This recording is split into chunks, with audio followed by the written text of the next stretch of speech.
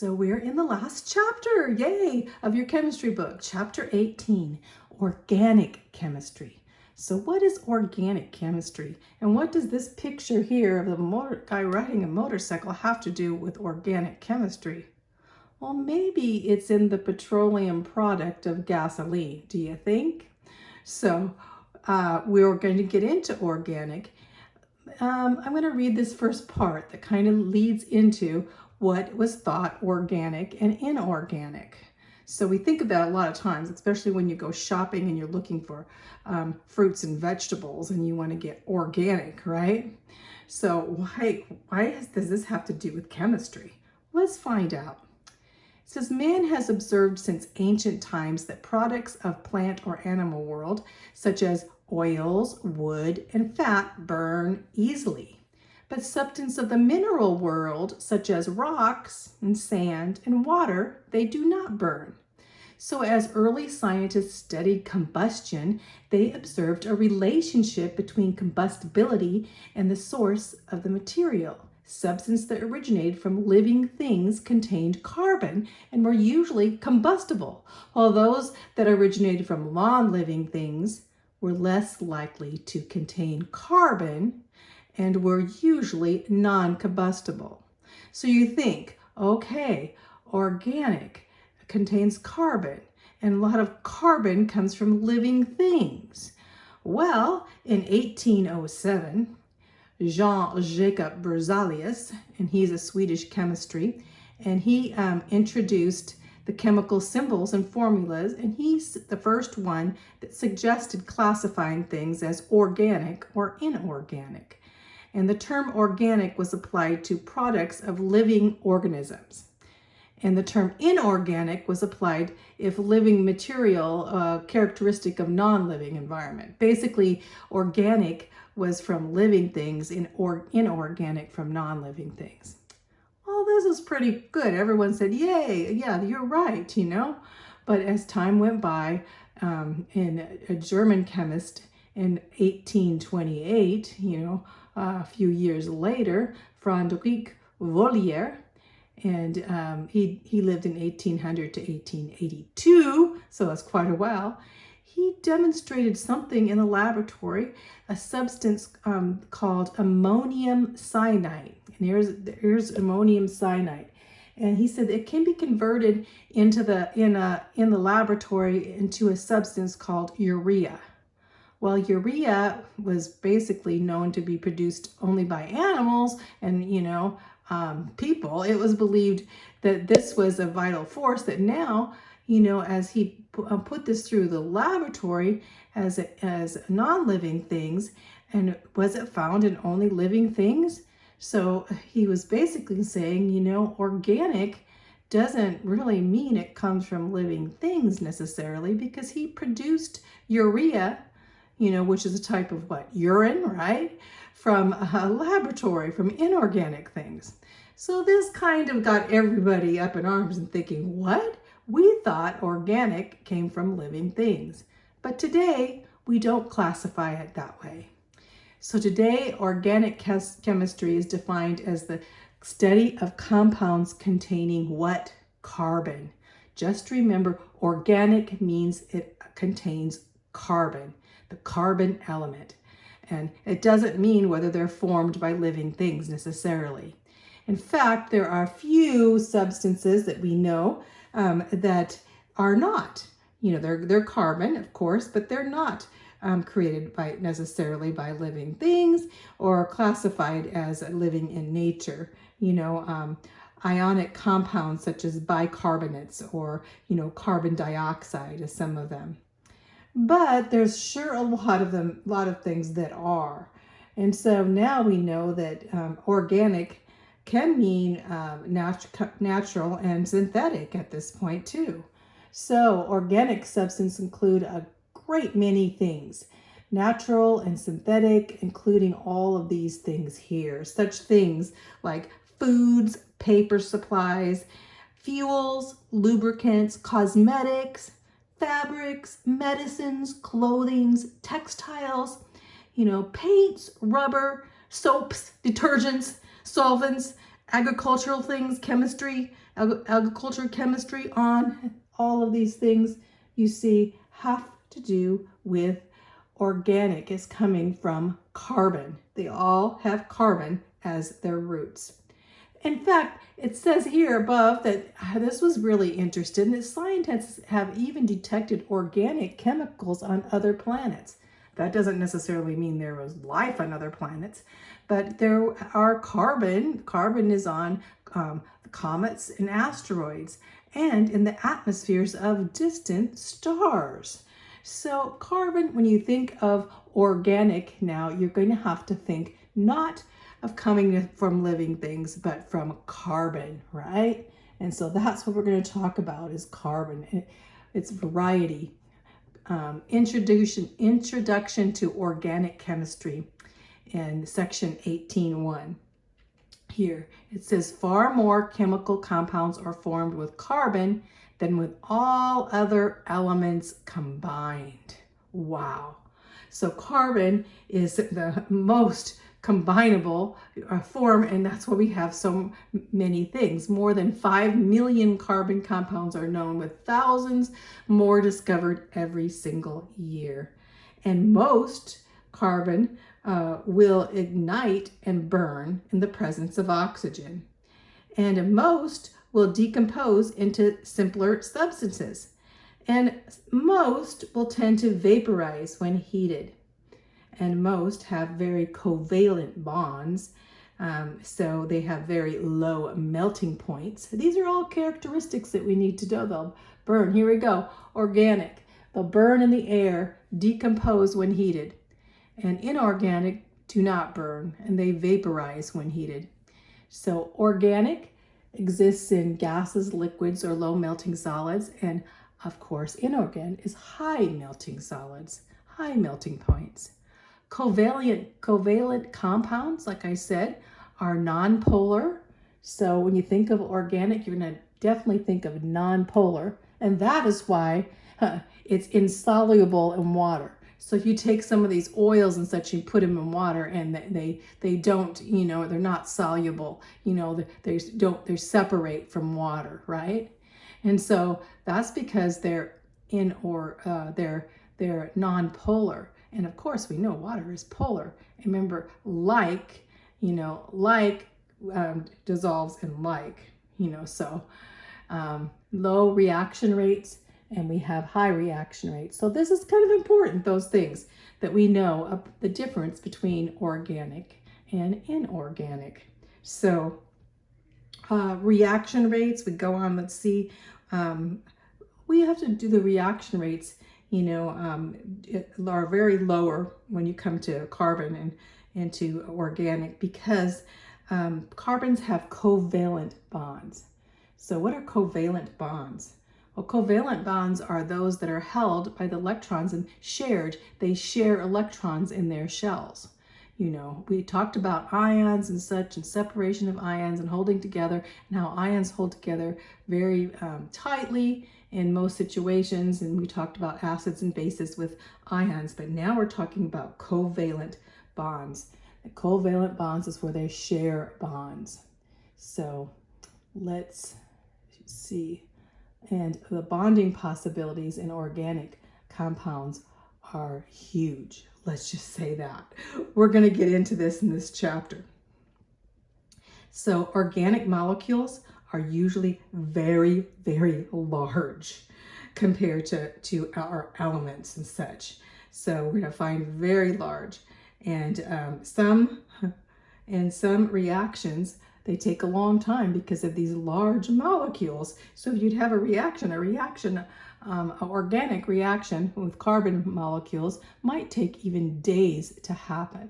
So it says here, organic compounds are covalent bonded molecules that generally exist as gases, liquids, or low melting solids, indicating that the intermolecular forces between the molecules are weak.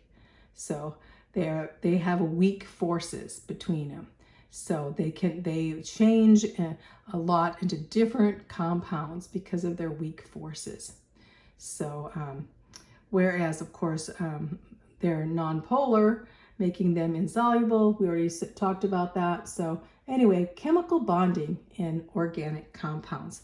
Let's talk about the chemical bonding. So we kind of talked about what makes them be organic. So let's talk about this chemical bonding. Look, it looks kind of unusual, doesn't it, in the picture? So carbon is in our periodic table and group 14 element. It has 4 valence electrons. That means it can share electrons with 4 different atoms, right? Always 4. So it actually needs 4 to complete this octet rule. Remember in the outer shell, they always want to go to 8. So it already has 4, so it's going to need to combine with 4 others. So carbon really wants to combine with 4 others and has to combine with 4 others.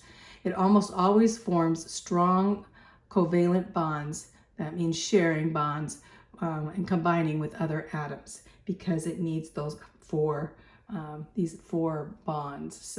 So in this way, you'll find all kinds of different bondings with them because of that outer shell sharing of just remember covalent, and they want the octet rule, so they have 4 and they need to get 4 more atoms to share bonds with, and so they do that. So carbon can form rings or can form chains, it can form branches. You're going to find such a variety, millions of variety with carbon. It can have double bonds, between themselves or other elements, and it can have triple bonds between them. So, in fact, let's look at some of these pictures here of the bonding here. So we look here, here's the open chain. It's bonding. Now, each one of these here, a variety of molecular shape means that here's the carbon, it can bond here, here, here, here. It's bonding together with another carbon, and we can have huge chains, long chains, of thousands of carbons bonding together. And then, of course, it can branch. It can branch out this way or any direction at once with a carbon forming, holding on to here. Usually these can be all filled with different, ones or the same ones. And now it can branch. And then it can produce rings too. That's unusual, I know, but carbon does that too. And then that's their shapes, variety in molecular shape. And now the variety in bonding, as you can see, right here are single bonds. Here it's bonding here. You can see here's a carbon just bonding with one other carbon. Here's a carbon bonding one bond with the oxygen. Here's with hydrogen. Here's with nitrogen. And now we have the double bonds. We have, of course, oxygen always wants to have it has 2 bonding. So oxygen decides to bond here with carbon with 2 bonds. So it takes up 2 bonds of carbon. And then we have the triple bonds because nitrogen has 3 bonds. And so nitrogen wants to bond with carbon. And here we have carbon here bonding with itself with 3 bonds. It has 4 bonds, so it has 1, 2, 3, 4, and 1, 2, 3, 4, and carbon is sharing with itself those bonds. See how now we can get all kinds of organic compounds and all kinds of substances from carbon. Isn't it amazing how God put that together? And now we can have so many variety of things. Once and even most do come from living things from carbon. Now let's talk about another thing with carbon. We're going to talk about isomers. So what's an isomer? An isomer basically has the same number of bonded carbons and hydrogen. They have the same number. They may even have they do have the same molecular formula, but they're actually 2 different molecules with different properties. Just because they have the same number doesn't mean they're going to be arranged in the same way. So isomers have different arrangements. So here you have, you're going to have carbon 5 with hydrogen 12. So here's a continuous chain. All the hydrogens are hooking onto the carbons. That's a continuous change. But you can have branches out, and you have all these 12 hydrogen coming into branches. Or you could even have a circular type with hydrogen and carbon, almost this. And all of these will have the same formula, but they're going to be totally different, different molecules all together producing different substances, even though they have the formula of C5H12. And that's why they call these isomers, because they could be arranged quite differently, especially with carbon. So when you say an isomer, you could have different properties altogether with isomers. So here we have isomers. Let's go on to the next.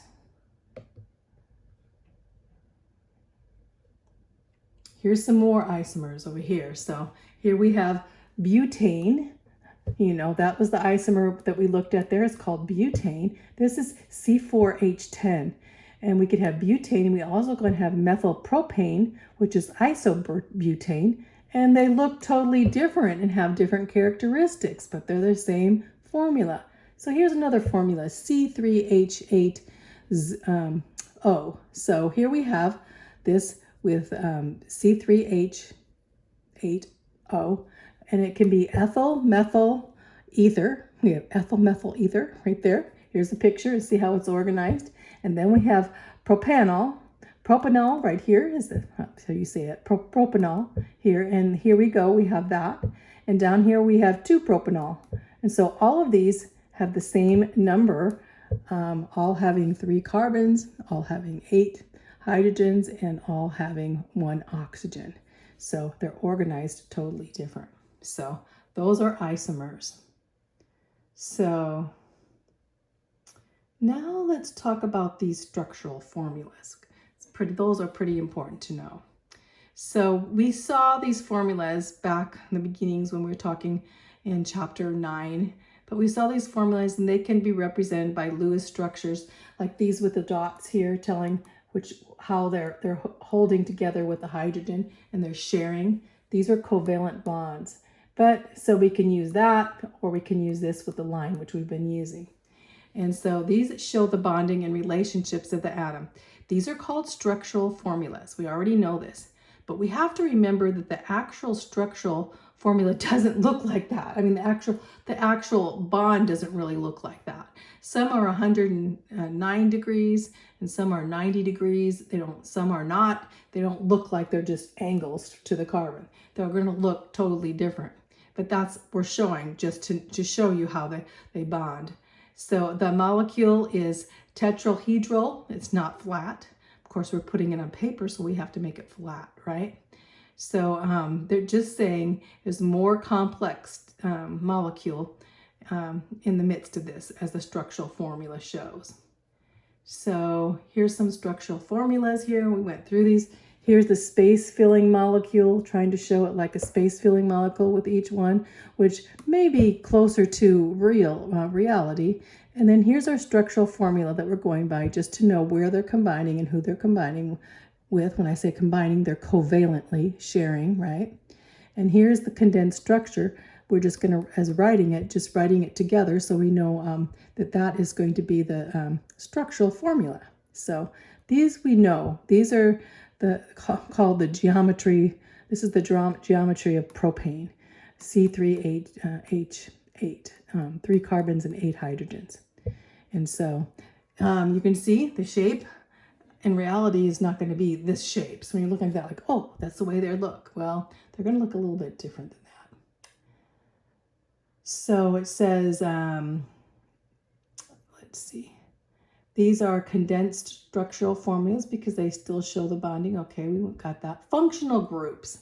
Functional groups are different because what a functional group is that a functional group, functional groups. We can say that we were classifying mammals and reptiles and amphibians and all these were classifying. We classify them because they have certain characteristics. And that's how that we do with atoms or types of bonds. These chemical reactive groups that react similarly, and they're identifying because of their chemical properties and basically of their structure, I should say too. They're called functional groups, and these are the groups we're going to go over in the rest of the chapter. Actually, we're going to be talking about these functional groups and how these same groups will go under certain similar reactions. And we'll find this throughout. Like, an example here's at the bottom is both of these here, this molecule and this molecule here, are classified as alcohols.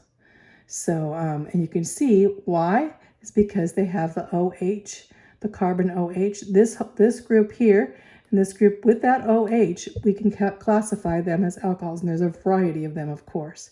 And we're going to study each of them, each of these different types of alcohols in the next section. So anyway, the compounds of hydrogen and carbon contain only single bonds at this point. And these alcohols are only single bonds, but they have, they go through certain reactions that are similar, but they're different.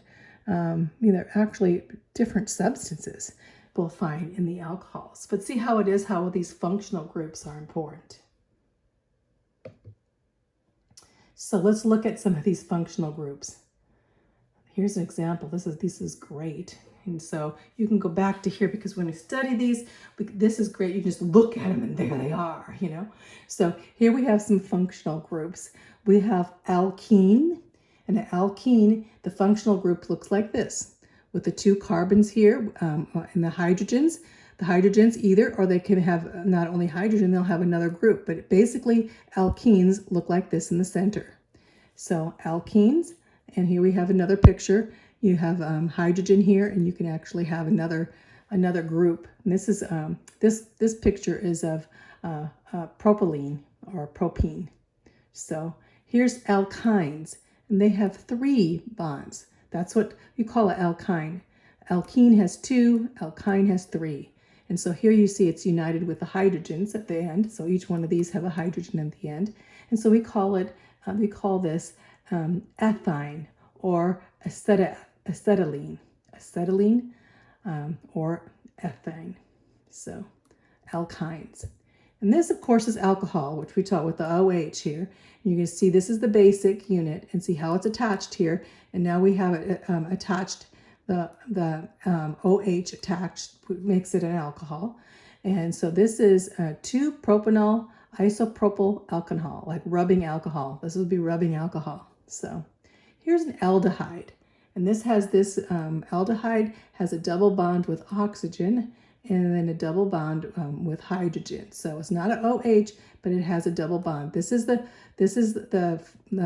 formula, the main formula. And here we have it joining with a hydrogen.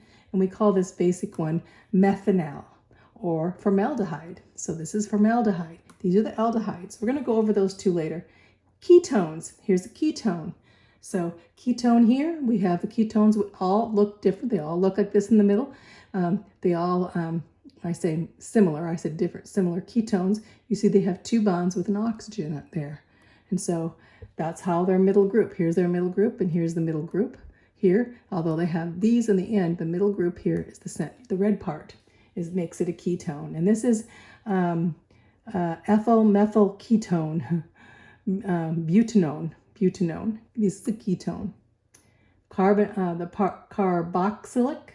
carboxylic acid. Carboxylic acid right here. Right here's a picture of it. It actually has an alcohol in it. So the carboxylic acid is ethanoic acid or acetic. I always call it acetic acid. It's a type of acid here, but this is what it looks like. That carboxylic acid. Here's ester. I like these esters. They're always like, they're the ones that give fragrance and taste things, But esters here we have another with the carbon with, again, similar to this, but see how the OH, the hydroxide, well, you'd call it oxygen and hydrogen there is different. We have 2 oxygens, and those are esters. So, and on to amines have a nitrogen in it. Very important, because amines are proteins, and a lot of them have to do with biological, biology in the human body with nitrogen in the midst. So they have a basic nitrogen here, and this is methylamine right here. And then the amides, you could see here with nitrogen, you have the rings. we're gonna find these rings going on here. But here was the basic amide. It's with the oxygen, and when you have imide, that means oxygen here. So we have a double bind with oxygen with carbon and nitrogen. And this is a nicotinamide, you know. Nicotinamide, yeah, thinking of nicotine, right? So here's with the nitrogen, that picture of it. So let's go over really quick. I want to go over the questions here because this basic that we're talking about is pretty important, because then we can know what we're going to get into here with organic, you know, or carbon molecules. So the concept review says list 3 ways in which organic compounds differ as a class from inorganic. We went over that. Well, most carbons will ignite and burn very easily, right? So the ability to combustion or burn is one. And most are composed of simple substances, or not simple, I should say, covalent bonding. So covalent bonding is where you're sharing. So carbons do that. And they tend to vaporize easily when heated. They have low melting points. They're insoluble in water because like dissolves like. And of course, the carbons don't dissolve well in water. They're kind of oily usually. And the carbon molecules are usually very, very large. Those are some of the things. So number 2, why are organic compounds generally insoluble in water? Why are they? Because they are non-polar. They're like in these long non-polar. So when you put them in water, usually they're not going to be able, because water is very polar. And so like dissolves like, and water is polar. And these organic compounds are usually non-polar. And so usually they do not dissolve in water because like dissolves like. You knew that. On to number 3. What is meant when 2 different molecules are said to be isomers? Isomers have the same formula, but they have a different arrangements, remember? So they arranged in different ways, so they are totally different molecules because they're arranged in different ways, but they have the same number, like the same number of hydrogen and the same number of carbon, but they're called isomers because they have different arrangements. Why can the simple structure formula of an organic molecule be somewhat misleading as to the true shape of the molecule? We went over that because we have to write these formulas on flat surfaces, right? And so some of these angles, we're not showing the angles. Some angles are we look like it, putting them at right angles, but they're not. You know, so they form in different shapes than as we write them on the paper. So number 5, what term describes various arrangements of atoms and bonds that give distinct physical and chemical properties to molecules in which they are found? Those are called functional groups, remember? So we put them in functional groups, you know, like we would do animals, we put them in species or however, but we're going to put these different organic molecules and put them in groups. They're called functional groups. Okay, let's go over this. This is a pretty fun one, huh? Application. What is wrong with each one of these structures? Okay, this one, carbon. So carbon has 1, 2, 3, 4. That's okay. Hydrogen, but hydrogen cannot double bond because hydrogen only has one to share. Can only have one. Hydrogen will never double bond. So because hydrogen, its atomic number, it has one electron that it's going to be able to share is all it has. So this cannot happen. How about B? This is easy because look at carbon has to have 4 bonds. It only has 1, 2, 3. It needs another bond. It has to have 4. And this one too. Carbon has 1, 2, 3, 4, 5. Carbon can't have 5 bonds. It only has 4 bonds. It always only has 4 bonds. So that was pretty easy. So let's stop there and we'll go on to your second section, 18.2, on hydrocarbons, hydrogen and carbon.